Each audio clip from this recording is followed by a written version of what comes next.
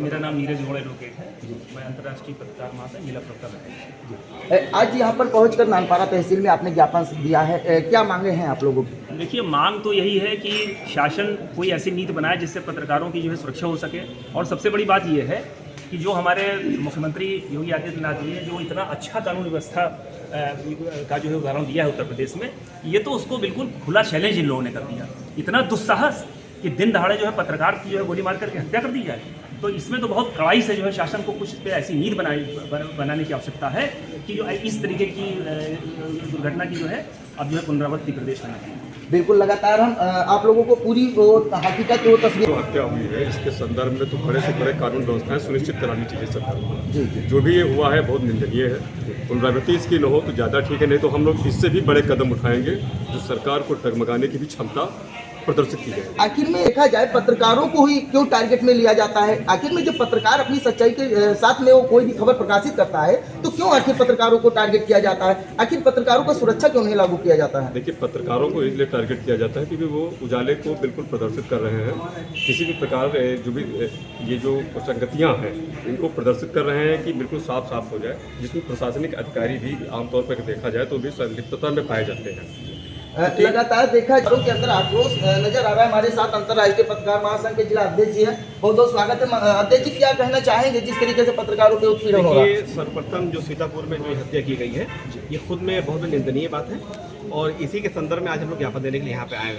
का सुरक्षा क्या है मैम? आखिर क्यों नहीं लागू होता? कई वर्षों से देखा जाए तो लगातार पत्रकारों पे उत्पीड़न होता रहता है और मांग पूरा क्यों नहीं हो पा रहा है? अंतर्राष्ट्रीय पत्रकार महासंघ और हमारे राष्ट्रीय अध्यक्ष महोदय शुरुआत से इसी जो है क्रम में लगे हुए हैं। कई मरतबा उनकी जो है आगे मीटिंग भी हुई है और हम लोगों ने ये भी मांग की है कि एक देखिए पत्रकारों की सैलरी भी होना चाहिए। हम लोग इसकी मांग कर रहे हैं और जिनकी अभी हत्या की गई है हम लोग उनकी बात अगर करें, एक एग्जाम्पल का अगर हम उनका लेते हैं तो उनके लिए हमने कहा कम से कम एक मतलब उनको सरकारी नौकरी और उनका कंपनसेशन मिलना चाहिए। जी बिल्कुल, जिस तरीके से सारे कदम उठाएंगे यहाँ और काफी उनका हमारे साथ हैं और हम सभी लोग जी। देखिए, मुझे भी एक बात कहना, अभी आपने देखा होगा कि माननीय उच्चतम न्यायालय ने भी एक फैसला भी दिया है आर्टिकल 19A का उसमें हवाला दिया गया है कि अगर कोई भी पत्रकार स्वतंत्र है।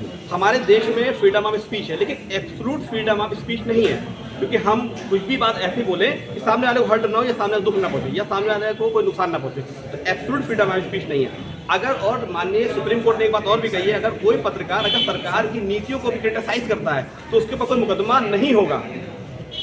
जी बिल्कुल, सोचिए इस बात। लेकिन सर धमकियां तो मिलते रहते हैं। धमकियां जो मिलती है, देखिए अभी देखिए हमारे अवस्थी जी ने बहुत अच्छी बात बताई कि अगर चीज़ों को उजागर किया जाएगा, देखिए वो तो आप भी जान रहे हैं, हम भी जान रहे हैं, ऑन कैमरा में हूँ, ये बात आप भी जान रहे हैं। हर चीज़ को अगर उठाया जाएगा, किसी चीज़ को आगे लाया जाएगा तो हर आदमी उसके पीछे खड़े हैं, है ना, आप समझ रहे हैं? जो पीछे खड़ा वो उसको कहीं ना कहीं होता है। तो इसके लिए हम लोग पूरी कोशिश रहती है कि पत्रकारों हितों की बात करते हैं, पत्रकारों सुरक्षा की बात करते हैं। माननीय हमारे योगी आदित्यनाथ जी हैं, वो भी इसके ऊपर काम को कर रहे हैं, उन्होंने बहुत सका है। बिल्कुल, मैं तो अपने सभी साथी पत्रकारों को एक बात कहूँगा, वो ये कि इस तरीके की घटना को देखने के बाद आप एक बात को जान लीजिए, आप भी टारगेट पे हैं, आप भी जितने पत्रकार हैं, क्योंकि आप उजागर करते हैं।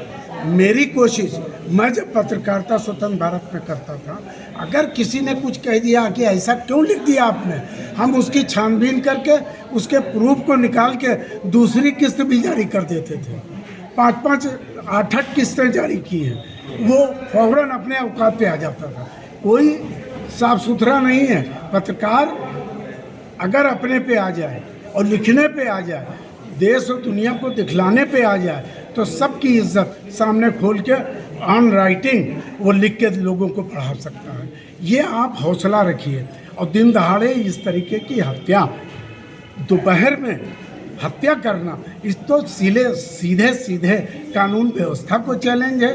हम लोगों की तो बात बहुत दूर की बात हो गई। क्या बात है सर, एक चीज़ और है, जैसे देखा जाए तो कोई नेता पे अगर हमला होता है या कोई बॉलीवुड या किसी हीरो को लेकर के हम बात करें तो उन लोगों पे जब हमला होता है तो लगातार उनका सुरक्षा बढ़ा दिया जाता है और कोई ना कोई कानून उनसे में पारित कर दिया जाता है। लेकिन जब पत्रकारों को टारगेट में लाया जाता है, आखिर में क्यों कानून नहीं पारित किया जाता है? क्यों पत्रकार का सुरक्षा नहीं होता है? ना तो कोई उनका तनख्वाह होता है।